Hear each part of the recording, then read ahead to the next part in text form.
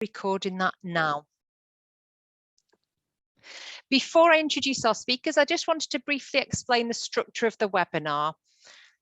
First, Camille and Glynis will speak around the importance of the school having clear principles to guide the shaping of the provision before speaking about the specific roles and responsibilities of different members of the school staff in terms of the provision for learners who use English as an additional language. And then they will look more closely at planning that provision, and there'll be opportunities to share relevant resources throughout. If there's time at the end, we will take any questions that you may have. Please do feel free to use the question and answer box to send any questions to the presenters as they come to you, and I will collect those questions and pose them to the speakers at the end. I do know this is a very busy session, it's a very full session, so we may not have time to get to everything, but hopefully your questions will be addressed during the actual body of the session. Before I introduce the speakers, let's take a quick look at the finding from the polls. So 44% of participants are leading on EAL, and 24% of those are new this academic year, with 64% of those having said that they're rated that they've received no training for this role. So thank you very much for the polls, Lizzie. Tomorrow, you'll receive an email from us with a link to access the video recording of this webinar, together with a document of all of the resources that are shared throughout the session. Enough of me now. It gives me great pleasure to introduce our speakers today, Glynis Lloyd and Camille Trebitowski. Glynis joined the Bell Foundation in 2022 as a trainer. She's worked in English language education as a teacher trainer, textbook writer, and commissioning editor. She holds an MEd in Applied Language and Linguistics and a PGCE. She's undertaken research in literacy and teacher development projects in EAL contexts in South Africa and Ghana. She works on course design and resource development for teachers in EAL settings. Camille joined the Bell Foundation in September 2018. He holds the post of Digital Resource Developer. Before joining the foundation, Camille spent 18 years teaching English as a foreign language and also English as an additional language, first in Poland and later in England and Scotland in mainstream secondary classrooms. He was an EAL coordinator at a secondary school, EAL consultant and trainer, and has been a writer for education periodicals and an EAL event organizer. Over to you. Thank you. Okay, thank you very much for attending our webinar. So I'm going to get going straight away because it is a very, very busy webinar. So first, let's just have a look at what we hope to cover in today's webinar. So what we'll do is we'll learn about the principles that underpin effective EAL provision. We'll look at what your role and responsibilities as EAL coordinators are. We'll also look at how to plan the development of EAL provision and hope to affect school-wide change. And finally, we'll look at a selection of resources that you should be able to use in your work with learners who use EAL. And by doing all of this, we hope that this will enable you to lead EAL provision in your school, and in so doing, serve better the needs of learners using EALs. That's the plan. So and that's the sections that our webinar is divided into. So we're going to start with guiding principles.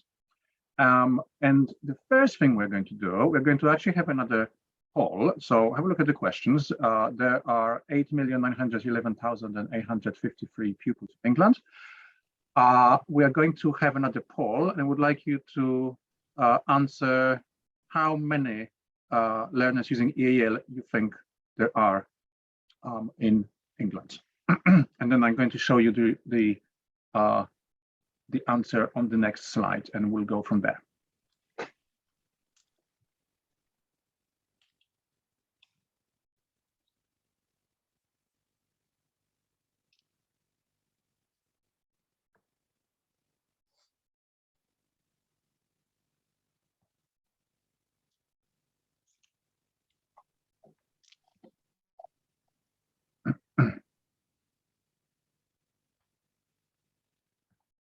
Hopefully you're getting the answers through. Maybe just a few more seconds to get the responses.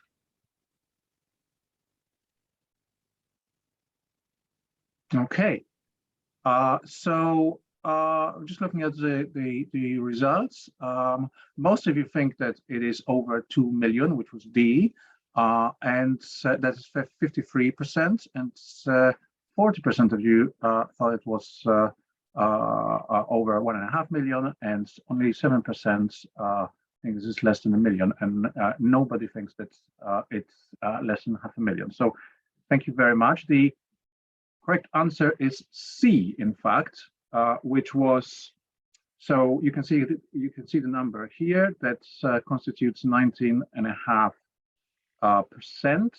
So this means that almost 1 in 5 pupils in England use English as an additional language, and it also means that it is highly unlikely that a teacher working in England would not encounter a learner who uses EAL in their classroom in their teaching careers, and that includes teachers who work in rural areas of the country.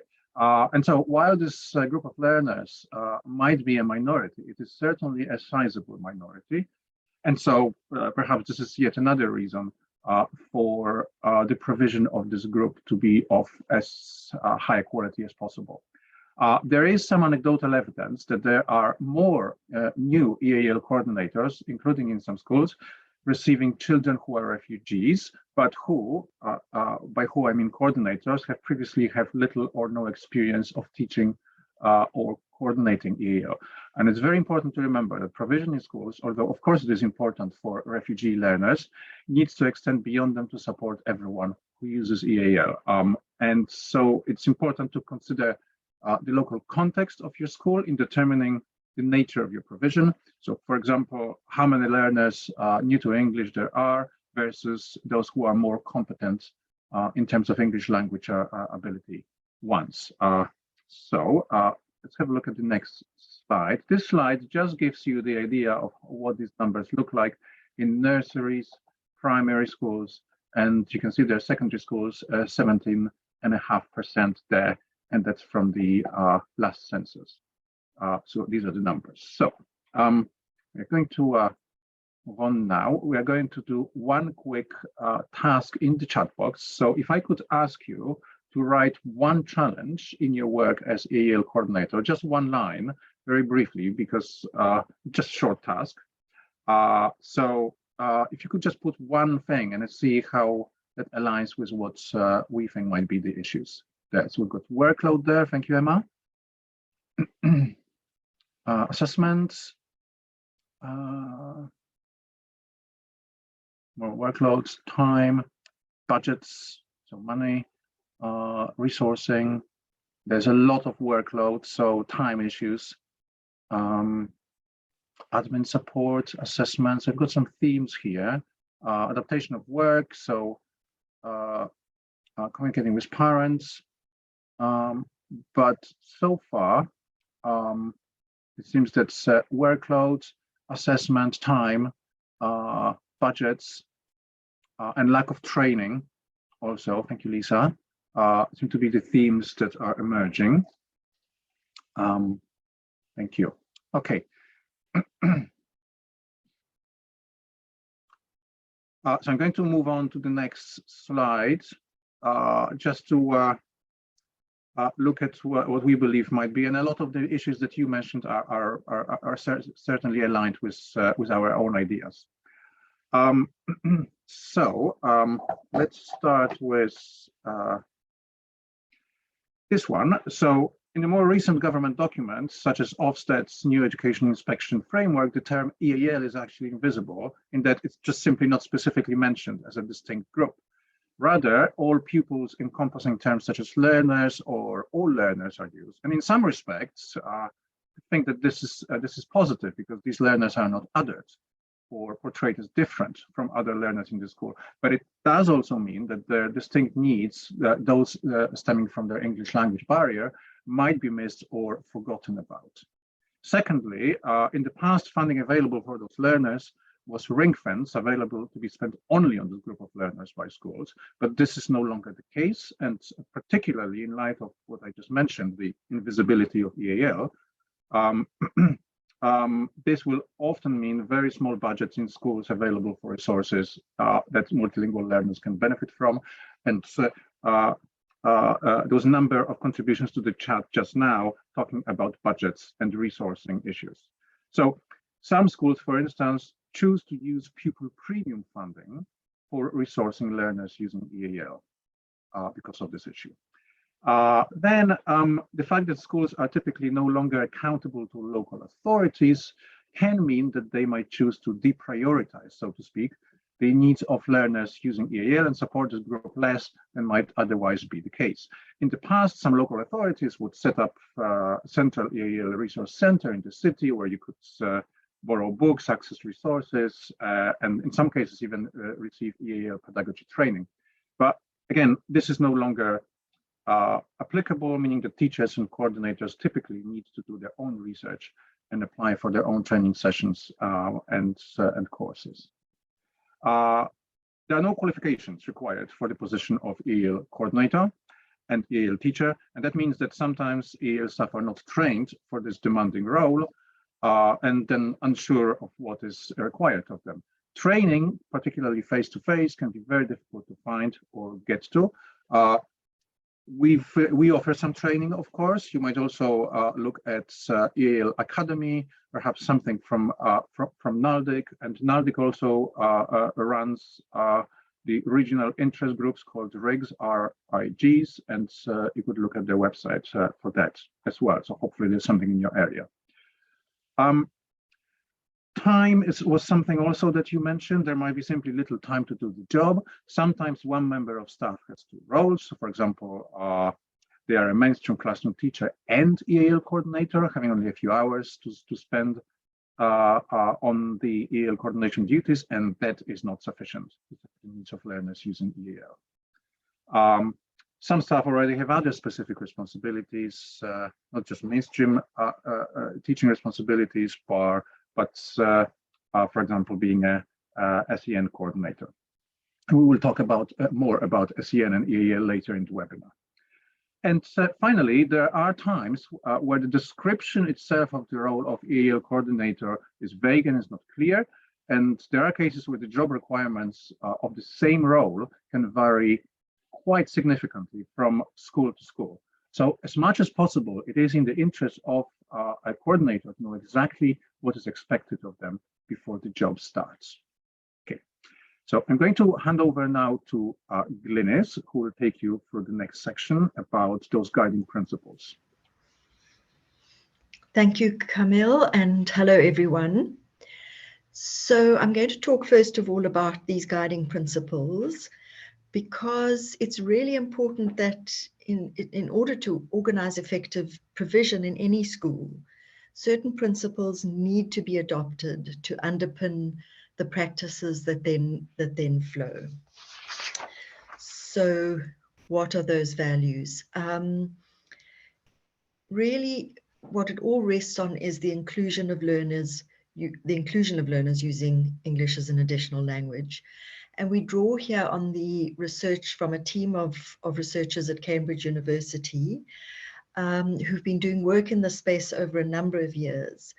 And they argue that creating a culture where values around the inclusion of EAL students are explicit and shared across the school, that makes for a coherent and cohesive foundation on which you can build your practice and your policies. Building on that, this team has identified 4 key dimensions, 4 key areas that you need to look at to build an inclusive pedagogy. The first one is academic inclusion. Next, we look at linguistic inclusion. Third is teachers' inclusive attitudes. And fourth is social inclusion. And all of this rests on the thrust to include children who are learning English as an additional language in the mainstream classroom. And even if there are situations where you feel you need to have a short induction separately with a new learner, we would argue that that needs to be really short, and that as soon as possible, children are brought into the mainstream and included so that they have full access to the curriculum. So I'm going to talk a bit then about all of these dimensions and what some of the key aspects that relate to them and how they apply to learners using English as an additional language. So let's look first at academic inclusion. So really, again, the key notion, and I'll talk a little bit about this, is that children using English as an additional language are learning English, and they're learning through English. So what are the things we need to be doing? How do we ensure for academic inclusion? So first of all is to welcome and include them in mainstream classrooms. They need to feel secure in their learning environment for effective learning to happen. So that includes acknowledging the languages that they already know, creating space and opportunity for them to use those languages as a foundation for their learning. And then other support systems like pairing a buddy who can sit with them, help them, show them key things through as the day unfolds. Second of all, and this applies to how you would treat any child, is to set and maintain high expectations. And we'll talk a bit more in detail about this through the webinar, but the key idea here is that there shouldn't be any dumbing down of the curriculum, that, for example, a child might be very good at maths and just need the language support to give them access to the maths curriculum. Thirdly, is to take advantage of each individual child's strengths and talents. So, for example, they might be very good at drama, they might be a chess player who could teach others to play chess. That's about really getting a very good rounded sense of who the child is and how those talents and strengths that they have can be used in building the programs for them in their learning. And lastly, is to recognize the specific language profile of each child. What languages do they know? What languages have they been reading and writing in, for example? And what is their education history? How much learning have they done in the languages that they know? And later on, we'll speak about the importance of creating that language profile and sharing that with all the teachers who will be working with that child. Secondly, in regard to academic inclusion, is the issue of English additional language on the one hand and special educational needs. And the clear idea here is that these two things should be very clearly kept separated. There shouldn't be any confusion or conflation of the two. So in any population, a small minority of children who are learning English as an additional language might have a special educational need. Those two things definitely don't, as per usual, go together.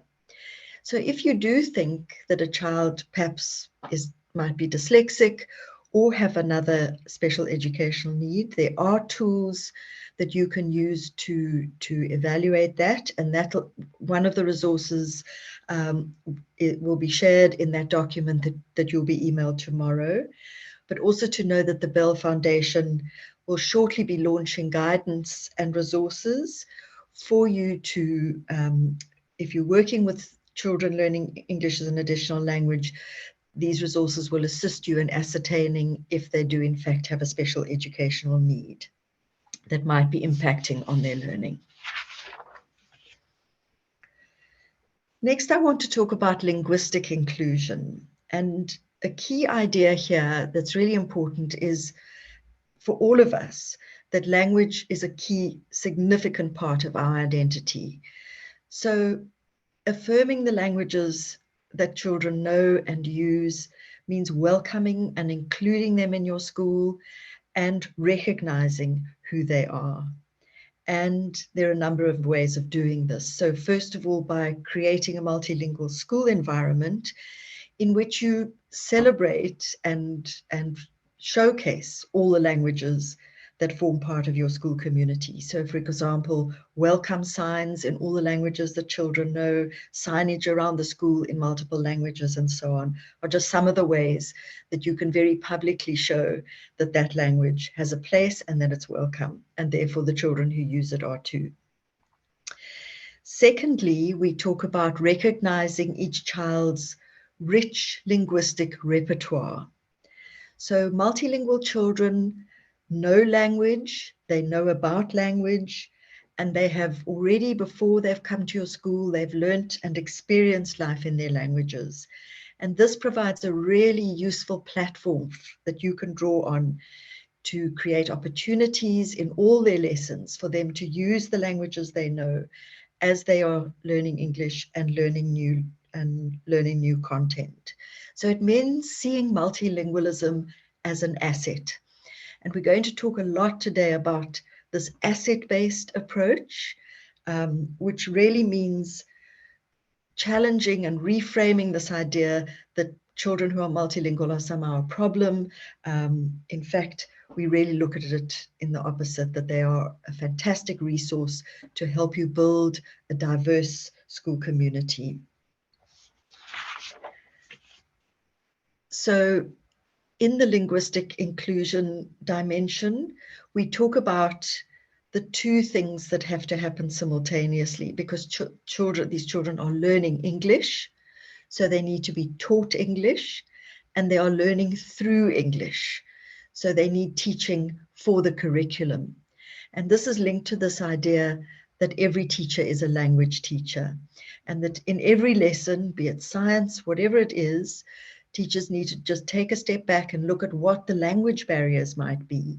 For example, is there a key concept that the lesson hinges on? Can that be translated into the language that the child knows, so that a key focus of the lesson is immediately accessible to them?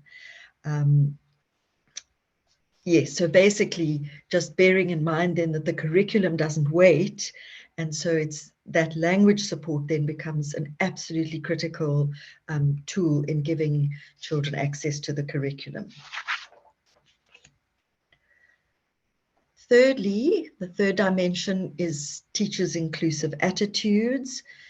And this is really, again, working with all teachers to embrace the ideas that new arrivals are an asset to the school. They bring enormous value in building a diverse language community. They teach other children about languages, about life beyond where they live. They help to build compassion and tolerance in the school community, and the languages that they know can be harnessed in their learning. And then the last dimension there is applies to social inclusion. And this is just very simply to say that from day one, new arrivals should be included in all school activities, outings, all sports, extramurals, and so on.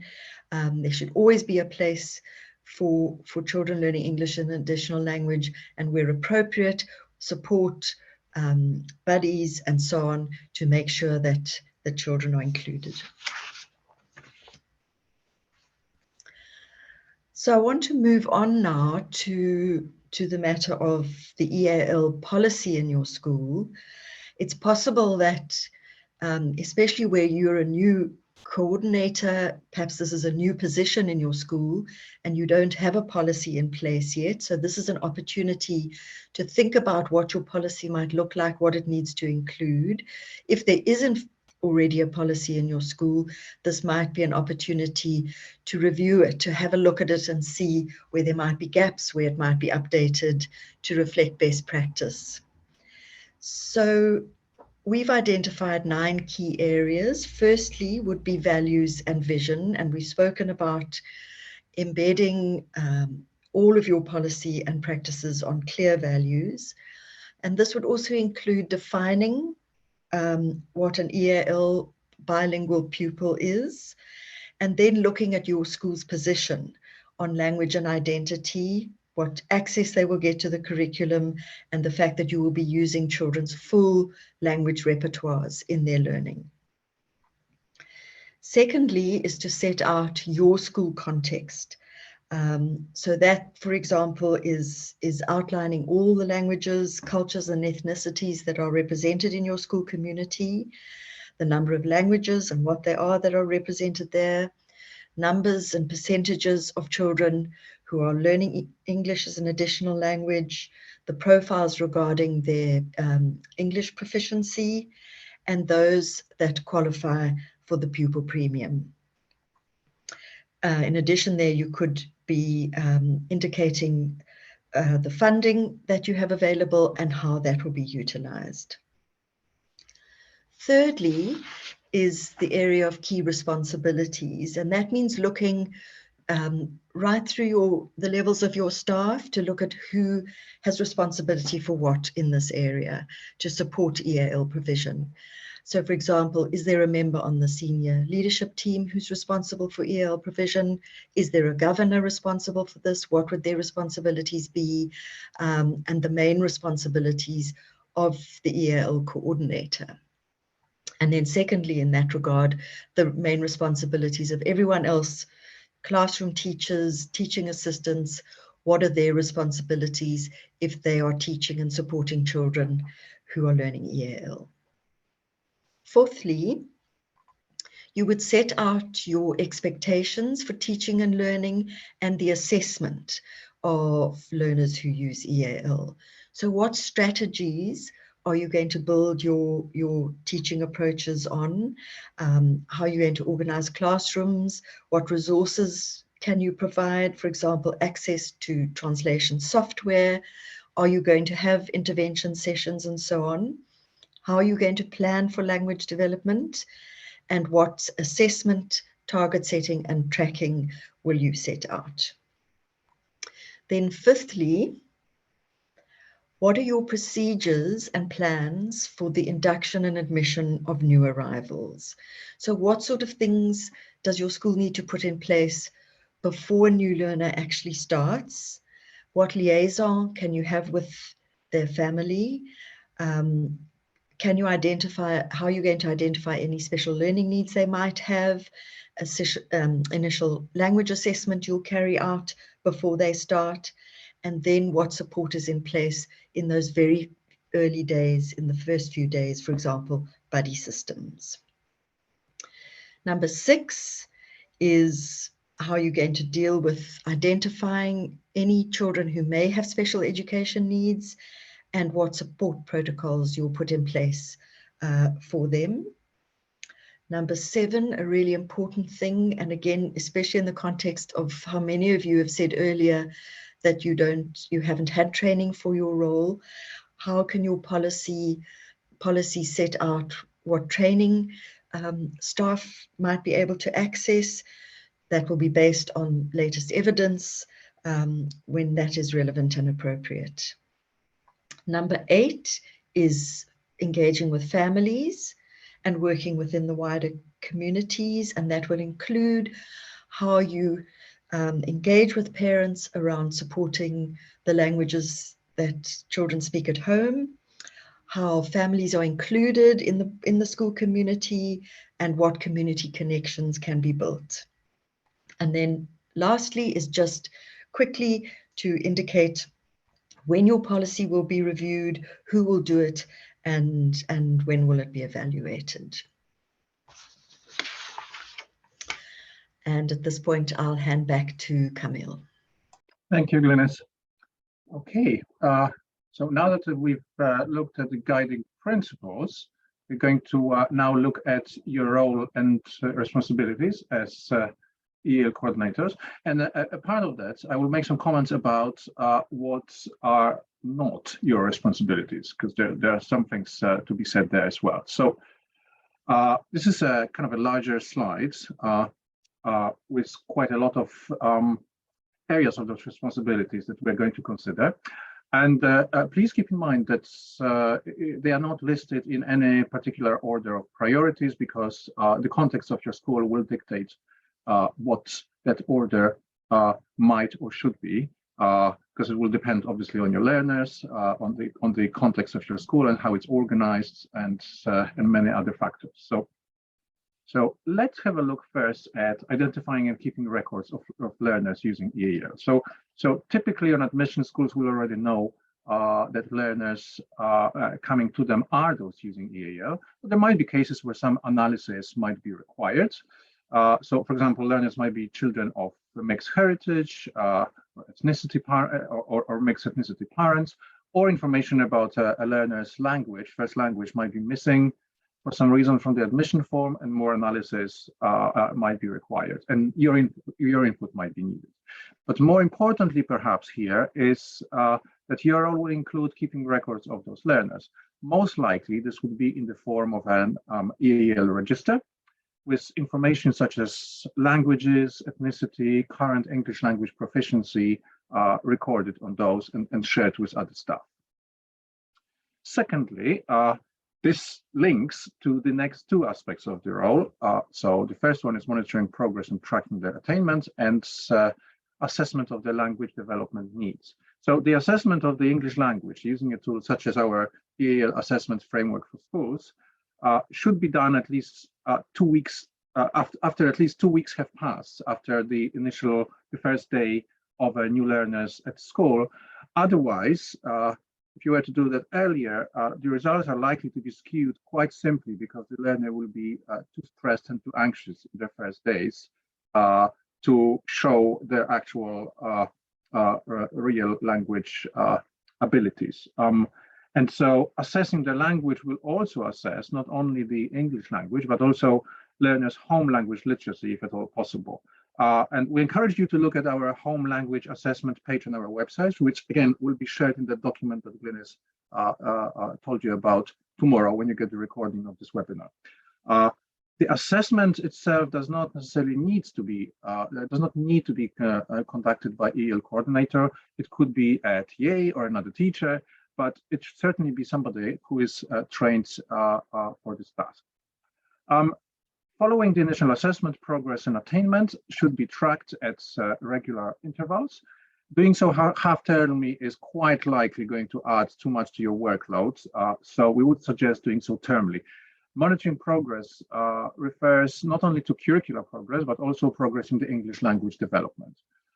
And this will enable to determine more firmly if learners struggle within particular subjects or academic domain, whether it's due to their English language barrier or cognitive or academic difficulties. In other words, for example, if you think about a learner seeming to struggle in science, is the issue because of the science itself, the content of science, or is it about the language that is used in science? So that's what I'm trying to carry across here.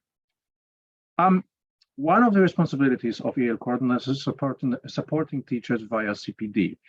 If you feel knowledgeable and confident enough to do so, then it can be yourself, and then it can take a variety of forms. It could be through an insight session for individual conversations, some informal sessions delivered to smaller groups of teachers, after school, let's just say after lessons.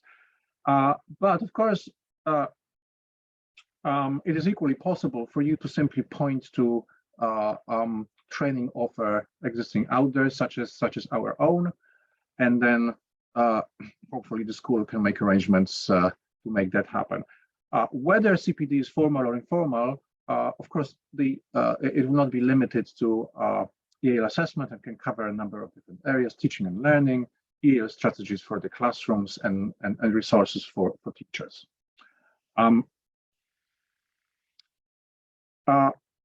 This can be a daunting task sometimes, but it is important. Many things simply cannot be done without the help and support of senior leaders. Certainly funding for certain resources you might want to purchase, working towards setting up that multilingual ethos that Glynis was talking about before, and certainly EAL inset sessions as well. So it's important to do our best to work with SLT. Helping to ensure that curriculum resources reflect school diversity is important as well. Where learners see that resources and programs of learning reflect the experiences of pupils such as themselves, they will feel more included in the school community, and that is very likely to lead to greater motivation and therefore attainment. Two more things. Supporting parents to support their children's learning. So where parents and carers of learners are more involved, it can only help children to succeed. Sometimes parents of multilingual learners can feel unable to help their children with school homework, particularly if they themselves are new to the English language. So it is useful to remind them that they can support learning in their own first language. And we'll suggest later some ideas on how you could go about that. And finally, planning, teaching, and monitoring support. So this relates to organizing an induction program. We will share some resources for that towards the end of the webinar. But it is also useful to watch a recording of our one of our past webinars called Developing Induction Programs for New Arrivals Using EAL, which gives you a lot more detail that we have time for today. This aspect also relates to organizing other supports offered to learners using EAL. So, for instance, if you're in the fortunate position to have one or more EAL TAs, you will need to determine how to deploy them and during which lessons and which times to offer the kind of support. If you want to offer any particular short-term intervention program to any of these learners, then you would need to work with the teachers as well. And just finally, before we move on, I mentioned before that we would relate to what is not your responsibility. It is, of course, responsibility of all the teachers to teach multilingual learners in all subjects, but it is not your job to come into a classroom that is not yours and provide sort of a support as replacement for regular teaching, including when some teachers might feel, particularly within the new arrivals who are new to English, that they are not ready for the mainstream classroom. Sometimes such teachers might insist that they are withdrawn to EAL classes, but teacher standards states quite clearly that it is all the teacher's responsibility to teach all learners. So absolutely do offer support to teachers and perhaps also for training and CPD, but teaching those subjects specifically in the mainstream context is not your responsibility. Okay, so we're going to move on now to planning EAL provision for your school. So the first thing we're going to look at is action plans. So it is really important that we have an action plan with realistic objectives that you could work towards.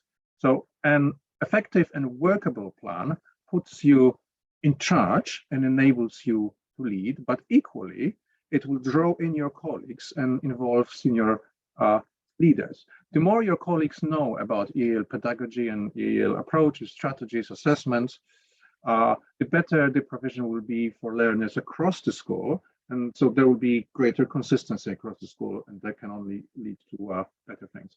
And this EAL action plan here, this is a screenshot of a resource from one of our online courses. You can see on the left which areas we are suggesting you could focus on in your plan, just under school improvement aspects. And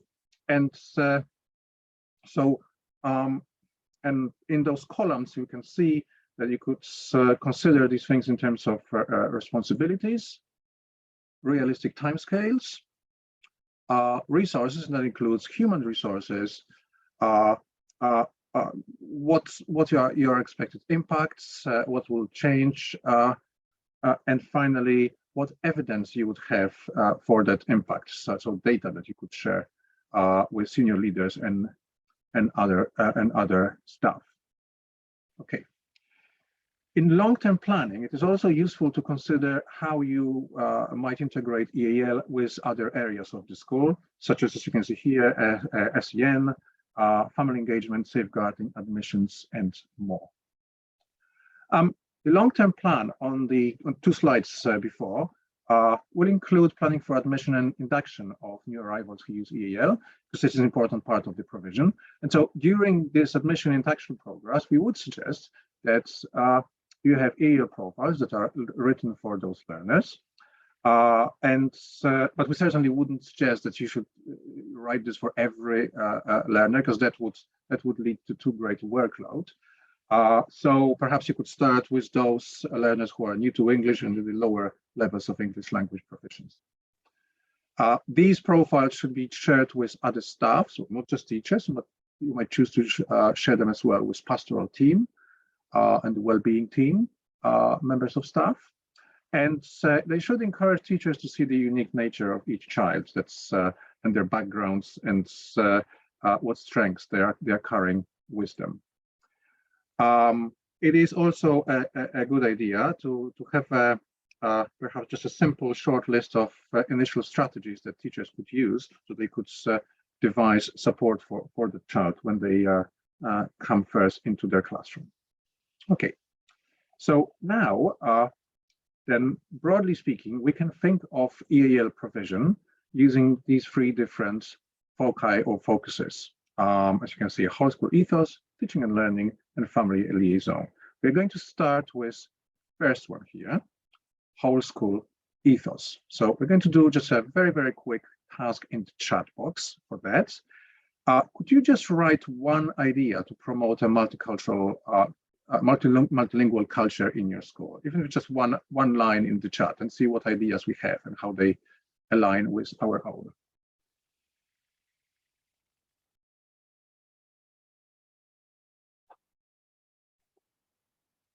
International Week, Young Interpreter Scheme, firstly Tracy, we're going to be talking about this just in a second.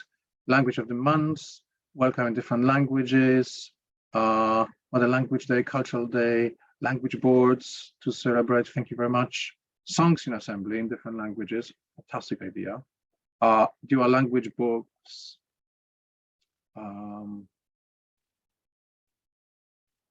multilingual books, so lots of fantastic ideas about how to go about that. Okay, I think the fabrics and patterns from other cultures around the school, really unique and great idea. Thank you very much. And use of home language in displays, absolutely. Thank you for all of these. I am going to move on because I'm very conscious of time, and we don't want to run over. But thank you for these contributions.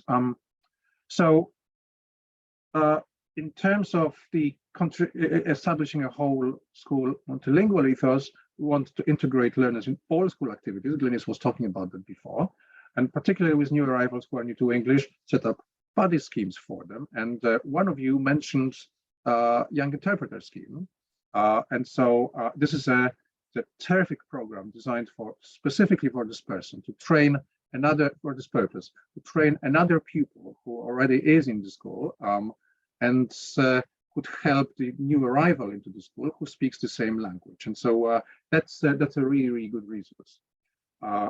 It's not free, but it's not particularly expensive either. So you're going to have a link to the program's website tomorrow in the document that we will share. Secondly, EAL training for staff, including for subject teachers and mainstream teachers and teaching assistants, can and perhaps should have a multilingual focus. And there will be at that time that you could address any concerns that staff might have about the use of home language in the school and in lessons, because that could come up. And finally, multilingualism can be promoted across the school, and a lot of these ideas that you just shared speak to that. Teachers can learn also to say basic phrases such as hello and goodbye in different languages. Language of the Month was mentioned by a few of you in the chat just before. and that is precisely the kind of resource that's that could be used for that purpose. So we want to try and arrange a situation so that all learners, not only those who use EAL, can see that linguistic diversity is valued in the school. Okay, we're going to move on to the teaching and learning section, and after that, the final one, family liaison, I hand over after that to Glynis for that last bit. So we can then ask ourselves the question: what underpins the effective pedagogy for multilingual learners? So what are those EAL pedagogy's principles? Well, given what we have just said about multilingualism, multilingualism is an asset to be harnessed. Secondly, teachers should have high expectations of multilingual learners, as long as they provide appropriate support to remove the English language barriers to the curriculum for them. And thirdly, teaching and learning integrates subject, content, and language, and that's because of what Glynis was talking about before, which is that they have the learners, those multilingual learners have a double job to do, which is learning English and through English. And so effective and holistic assessment carried out in the first place will inform these three principles and practices and enable teachers and teaching assistants to support those learners in the classroom. Because it's only if we know, if and when we know what level to pitch our supports and what are the actual needs of those learners, then that we can do that effectively. Okay. So we want to incorporate the multilingual and multicultural aspects of the school into the ethos of the school and encourage the children to draw on the languages that they already know. So we spoke just a second ago about high expectations. We're going to build up on that a little bit. So maintaining high expectations for every pupil in the school has long been perceived as a crucial aspect of learner's education for any learner. And this can be linked to what is called the Pygmalion effect, introduced by Rosenthal. He held that high expectations lead to better performance and low expectations to worse performance. So when we expect a certain behavior of others, we are likely to act in ways that make the expected behavior more likely to occur. So in a classroom, if a teacher holds low expectations of a pupil, that pupil might behave in such a way that confirms that teacher has pre-existing expectations, and vice versa. High expectations foster growth and better learning. Learning having low confidence in themselves can therefore become a self-fulfilling prophecy, which is, as you can see here, a false definition of the situation, evoking a behavior which makes the originally false conception come true. Now, if the child doesn't believe that they can pass a test, they won't study for it, and that will lead to them not studying for it and not passing it. But that doesn't necessarily mean, of course, that they couldn't pass it in the first place if they studied. So regarding learners using EAL, some teachers might take their English language barrier to learning mean that they are capable of less, leading to lower expectations of them. However, a language barrier has little to do with cognitive abilities and giftedness or maths. So what we can say is that what is common to all learners is maintaining high expectation. That is crucial for reaching their full academic potential. And all learners need to be enabled to access the entire curriculum. But the English language barrier and the fact that it need not be a reason for lowering expectation is specific to our learners here. And the language barriers can be removed for learners to engage with the curriculum. In other words, if we remove those English language barriers and develop the English language at the same time, then we can maintain our high expectations of those learners, just like of any other learner in the school. So that leads us to looking at just two examples of resources where we integrate the focus on content and language. And these examples here are from our website, from the teaching resources section. So here is one from How to Grow a Plant. I'm going to show these three screenshots. And so what you can see here is that in that first screenshot, with each adverb of time, nouns, adjectives, and different types of words and parts of speech. But at the same time, of course, we focus on the content of the lesson, which is of course about growing plants, which is science. The second example is from maths, right there. Here, the present tense, simple tense is taught. So we've got add and multiply there. I add, I multiply. And learners are presented with a substitution table and visual supports, enabling them to work on different mathematical problems, just like everyone else in the class. Okay. So that's from Chicken Coop Maths. Okay, now we're going to do a quick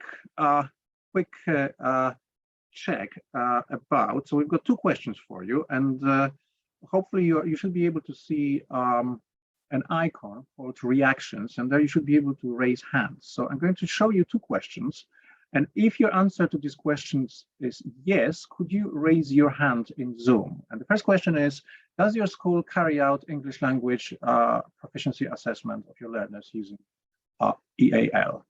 And just going to see how many of you are in that position. I can see at the moment about half of us, about 50%, 25 of you raise your hand out of 52 that we currently have in the room. Thank you very much for that. And now the second question is only for those of you, if you could unraise your hand, so to speak. And the second question is, do you feel, if you just answered yes, do you feel that information gathered from these assessments effectively informs teaching and learning? And we'll see how many of you respond yes to that out of those 23. So we've got just a few of you. So that tells us that not so many schools actually do carry out currently the EAL assessments of those learners. And where that happens, perhaps the information is not disseminated the school, or perhaps it doesn't lead to using EAL strategies for the classroom. So perhaps that's something to consider for the future. So just a few more slides on the same topic. Thank you very much for that.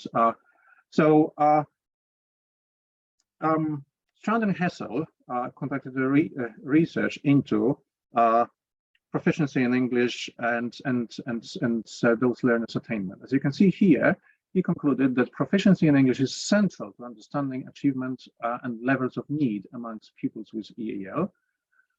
There's a strong link between proficiency in English and educational achievement, which means that it's crucial that schools know the proficiency of their learners using EAL.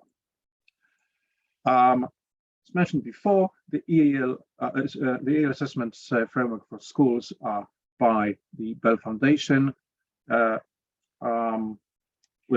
is offered for free for you to download. It is curriculum embedded. It assesses how English is used by the learners in the mainstream classroom, and it promotes formative assessment and helps plan and support learning. You can download it for free, as I said, but you would need to be registered with our website to do so. And I would just like to mention one more thing about the assessment framework itself, which is that unlike perhaps many other English language or language assessment frameworks, this one specifically focuses on language functions. So what I mean by that is that rather than go into different tenses or grammatical aspects such as gerunds, subjunctives, and rather what can be rather complicated areas of language, it focuses on the language functions. So, for example, if you look at the D here, where this is one of the descriptors, can retell events in a connected narrative where content is familiar, using story language where appropriate. It is about being able to retell in a connective narrative. That's what we are looking at. How it's done could differ.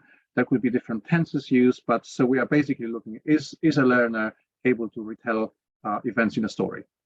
So that's what we're interested in. Now, linked to the EAL assessment frameworks is our document, which can be also downloaded from our website from the same section. which are classroom support strategies. So as you can see here, we've got two examples here from Band A. That's the lowest one. Band A is new to English. Band E is completely fluent. And there's a lot of strategies provided for all the skills: speaking, listening, speaking, listening and understanding, reading and viewing, and then writing. So it would be useful to for you to look at that as well. Okay, and finally, from me, before I hand it over to Glynis, we have some additional guidance on our website. This is just a selection of some effective teaching of EAL, multilingual supports, and also some guidance on welcoming refugees and asylum-seeking learners. Okay, I'm going to hand it over to Glynis now. I know we have just a few minutes, so she's going to talk you through family liaison. Over to you, Glynis. Thank you. So yes, in this third focus, thank you, Camille. As Camille said earlier, children are much more likely to succeed, to do well at school, if they have the support of their family. And so first of all, I want to share some practical strategies that you can use for parents to support their children's learning. And the first two I want to mention would ideally happen in the days leading up to the child's first day at school.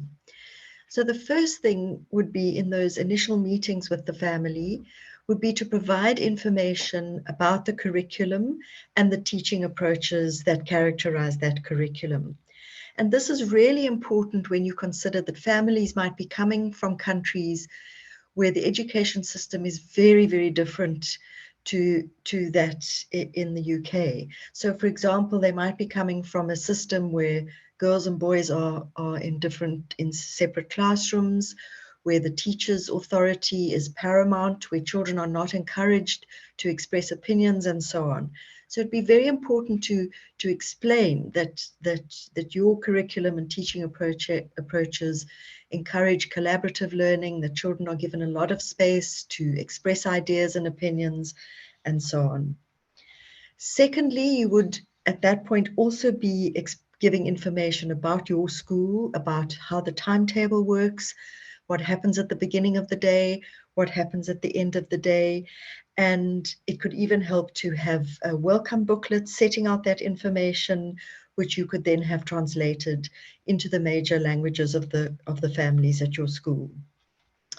Thirdly, and because reading is such a key element, is to promote shared reading at home, to encourage parents to be reading in the languages that are used in the home, and hopefully that will translate into a love of reading in whatever language the child is using. And as time goes on, to highlight the value of multilingualism, to find opportunities to promote with parents the idea that keeping all the home languages alive will provide a really good platform for the children to be learning the new language that is English. Next, we would advise that you take that opportunity to look at your school communications. How does your school communicate with parents, and how might you need to adapt those a bit so that parents can access information? So you would look at audio and video communication, text messages, for example, where parents can use a translation app on their phone to translate a message from school, and translating key school letters into the languages that they know. Also making sure that new families have a voice in your school. Can they have a representative in governor meetings, for example? Can there be surveys where they can set out questions, things that they would like to see happen, and giving you important feedback? And then lastly, finding ways to involve other family members, perhaps an older sibling or another family member who has access, is able to use English, can act as an interpreter. And again, as time goes on, how can you offer more support to new families? So firstly, trying to find opportunities to speak to parents personally, inviting them into the school and stressing really the positive aspects of the progress their child is making. Secondly, looking at perhaps setting up ESOL classes for parents to build their resources in English. For parents' evening, making special arrangements, for example, to have an interpreter, or have a pupil there who can explain how the evening is going to work and guide them through that. And then last of all, support for parents, and perhaps having a dedicated EAL Parents' Evening where you talk in more detail about the school approaches, the kinds of teaching and learning that's happening in the EAL classroom. Thank you, and back to Camille. Okay, so this is really just a very, very brief section to tell you a little bit about our offer and our resources that you might want to access. So very, very briefly. So as I said before, there's a number of past webinars on our YouTube channels. That's the recordings of webinars that you could access. So here's a selection of a few: supporting new refugee arrivals in the classroom, high expectations webinar, newly arrived pupils, and how parents can use home languages. But you will find a lot more there, over 40 different recordings of our past webinars by now. Secondly, and this is really important, this webinar is essentially just a springboard introduction to this area, and we'll go in more practical depth into areas such as induction and assessment in the webinars that you can see here. That's we are going to present on the 1st February for primary practitioners, and on the 2nd February next year for the secondary practitioners. So hopefully you can join us for that. Visit our training and webinars part of our website, and you can register there for that. And we also have a number of online courses. So these are the ones that are coming up: Introduction to EAL Assessment in January, Embedding EAL Assessments in February, Leading a Whole School Strategy for EAL. That's a sort of a broader picture and a more strategic approach to organizing provision across the school in March, and Understanding Language for Learning in Multilingual Schools in April. And you will find more there. We've got, as I said before, teaching resources and great ideas page. These are free, but to download the teaching resources, as I said before, you need to register with our website, but they are free to download. Some of the resources we might suggest are Racing to English, which is a CD full of printable resources for new arrivals. Racing to Literacy, which is a phonics program tailored specifically to learners who use EAL, that can be downloaded from this page. Learning Village is an online software, interactive software for new arrivals who are new to English. An online background collation tool is very, very useful. It's a free resource, essentially a set of questions that could be asked of parents and families of learners during admissions. It has been translated into over 15 different languages. So if there is a language barrier there during that initial meeting, they are trying to find information about the child's background and their strengths. That's a great one to use. And finally, there are translated letters for schools out there, sort of a set of typically sent letters that schools send parents, such as about trips, about absences, and the like. And these are translated also into a number of languages and completely free to download from that website. And finally, have a look at EAL Journal from NALDIC. Very, very useful publication by them, the EAL Coordinator, the first 100 days. And you can see here lots of other things that you could engage with. We do understand that a lot of it requires time, but hopefully you can select something for yourself from these. And I'm pretty certain we don't have any time for any questions because it's 5 p.m., but I'll let Caroline come back on and Thank Yeah. you both very much. That was a really, really useful session. I think that actually the questions have been dealt with in the session itself. So so I think we're okay there. So a quick reminder that you'll get an email tomorrow with a link to the video recording of this webinar.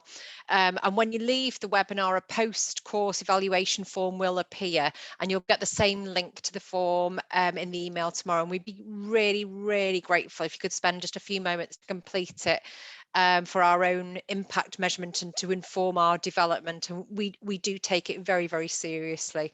So thank you again. We look forward to seeing you at the webinars in February, where Glynis and Camille will be speaking again about more specific strategies for using with for EAL coordinators. And we wish you a very safe and happy holiday and well-deserved break. Take care. Thank you very much.